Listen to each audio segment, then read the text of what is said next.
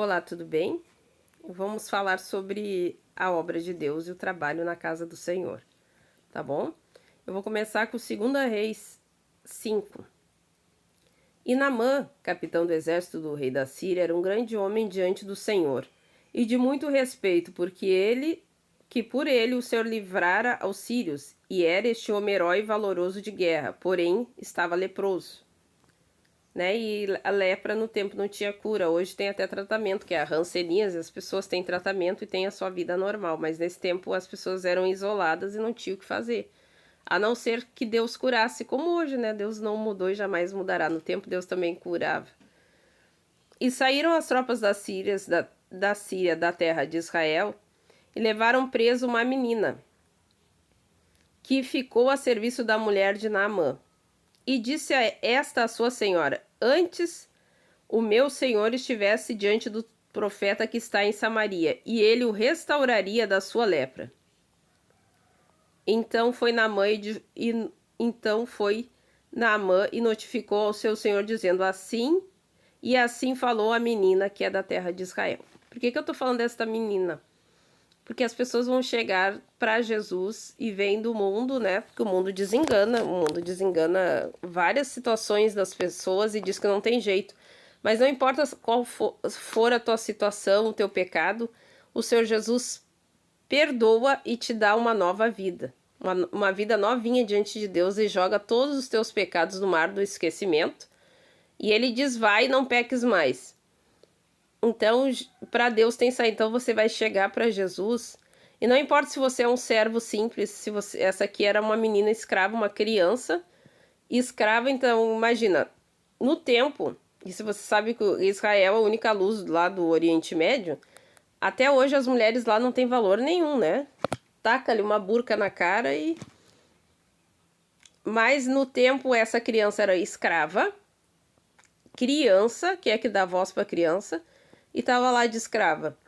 Mas esta criança escrava foi usada por Deus. Então a gente tem que ter em mente que onde a gente estiver, seja empacotador do mercado, seja o presidente do país, seja o advogado, seja o médico, que Deus possa nos usar na sociedade também, na nossa vida. Ser a dona de casa, que as pessoas não sabem o valor que tem a dona de casa, né? Para alguém sair e fazer sua faculdade e se tornar um doutor, um pós-graduado, ele tem que estar com a roupa limpa, tem que estar alimentado, ele tem que ter um bom sono, ele tem que ter um ambiente limpo. Para tudo isso serve a dona de casa, a trabalhadora doméstica. Então Deus quer que você glorifique Ele onde você estiver. Se você estiver num lugar, que eu já tive experiência de estar num lugar e esquecer uma bolsa, e alguém, aqui, tu esqueceu a tua bolsa. Tu mexeu na tua bolsa, não faltou nada. Só de tu ser honesto, tu já glorifica a Deus. Na obra de Deus, tu for na igreja, limpar um banheiro, varrer a igreja, tu vê papel jogado, tu não jogar papel. A Santa Ceia, tu pegar o copinho, botar no lixo. Tudo isso é oferta, e você vai vendo que não importa o lugar que você estiver, você pode ser uma bênção, um referencial de Deus na terra. É isso que quer dizer essa palavra para mim, né? Que eu vejo uma menina que é escrava, então quer dizer, ela não tem posse nenhuma, ela é uma escrava, e lá Deus usa a boca dela, que se não fosse ela, Naamã ia ter morrido com lepra e não ia ter saída para ele. Tá, e agora nós vamos para 1 Samuel 2,17.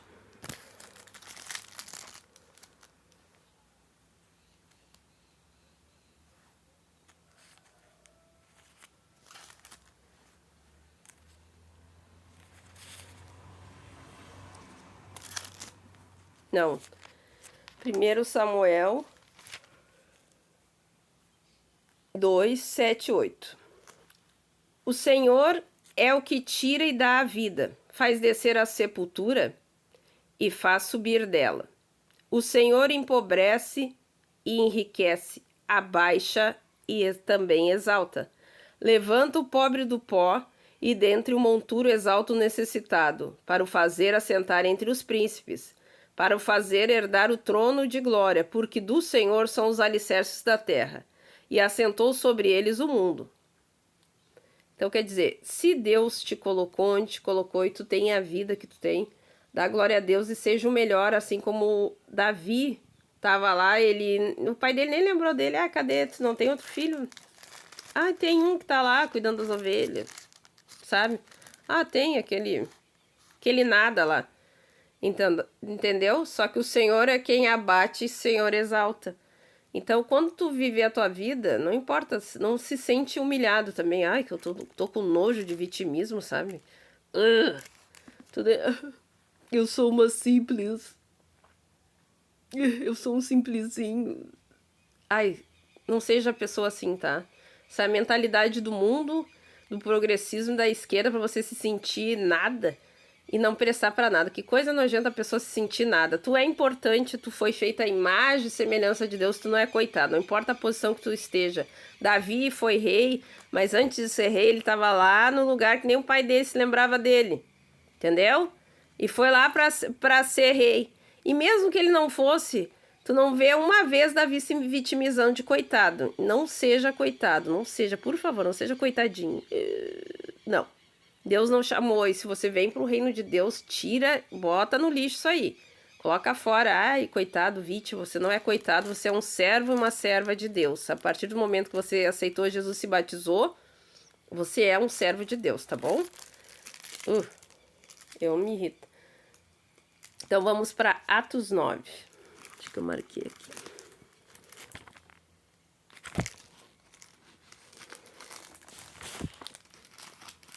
Atos 9, 17. Agora sim, eu falei 17 outra hora, mas estava errado.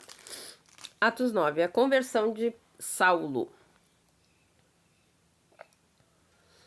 E Saulo, respirando ainda ameaças e mortes contra os discípulos do Senhor, dirigiu-se ao sumo sacerdote.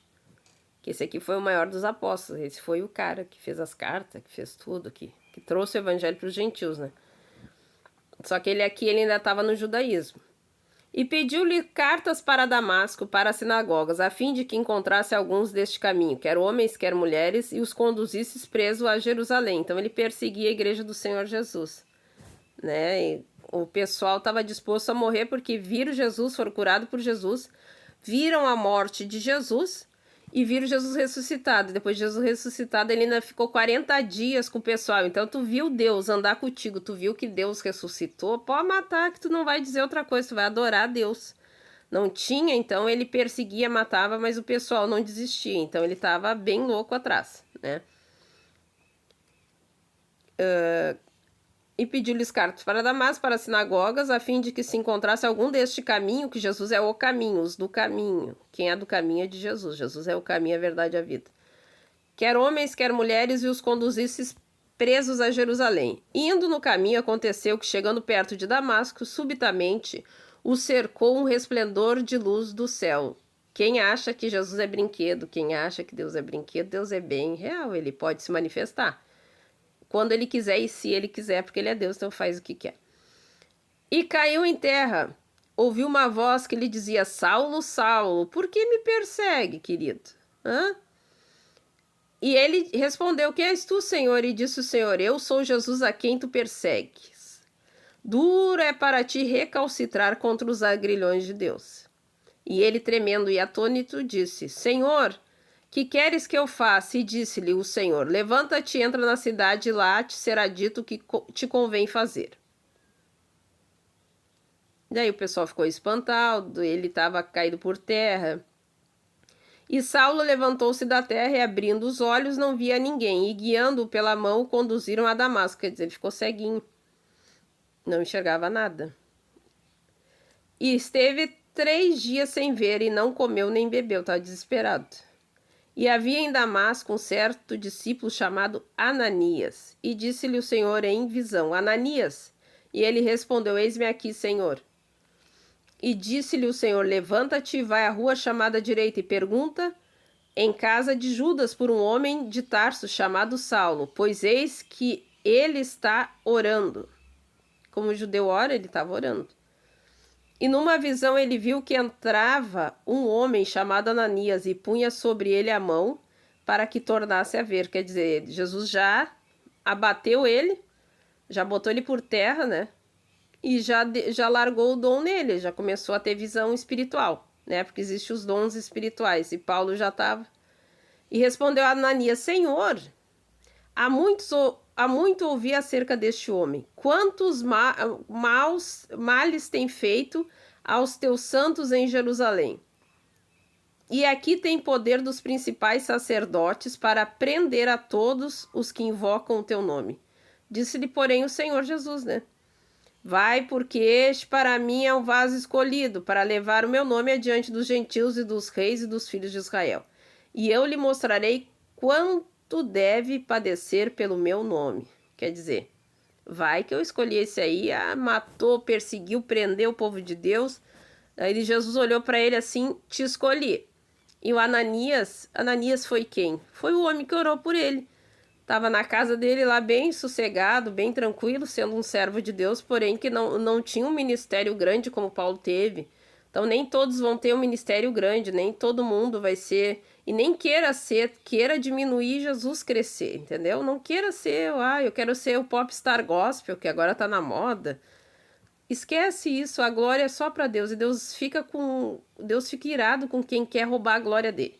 Deixa que Deus seja glorificado, o nome dele engrandecido e a gente diminua, tá? E Ananias foi e entrou na casa, impondo-lhe as mãos, disse: Paulo, o Senhor Jesus que te apareceu no caminho por onde vinhas, me enviou para que tornes a ver e sejas cheio do Espírito Santo. E logo lhe caíram dos olhos como que umas escamas, e imediatamente recuperou a vista, e levantando-se, foi batizado. E tendo comido, ficou confortado, e esteve Saulo alguns dias com os discípulos que estavam em Damasco. Quer dizer, ele foi lá para prender, só que Jesus disse, bastou para ti. Chegou, o cálice já se encheu, tu já aprontou todas, e agora eu vou te usar, porque Paulo sofreu muito, ele foi preso, ele foi espancado, eu falei dele no outro vídeo, né, que bateram nele até que acharam que ele estava morto e jogaram na rua, assim, jogaram fora da cidade, que é a cidade murada, por fora da cidade, jogaram lá, tipo, um defunto, apodrece aí. E ele levantou e voltou a pregar. Por quê? Porque o que a gente fez no mundo, tipo assim, a pessoa era assaltante.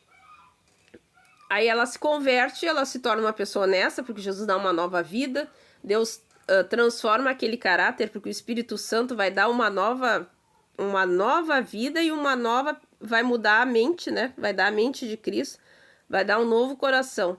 Daí as pessoas vão dizer, mas lá era assaltante. Agora ele vai colher o que ele plantou, então ele vai ser assaltado, ele vai ter que ter paciência com o assaltante, ele vai ter que ter misericórdia, ele vai ter que perdoar, ele vai ter que orar, ele vai ter que evangelizar, ouvir desaforo. E o trabalho dele na obra de Deus é como Paulo aqui.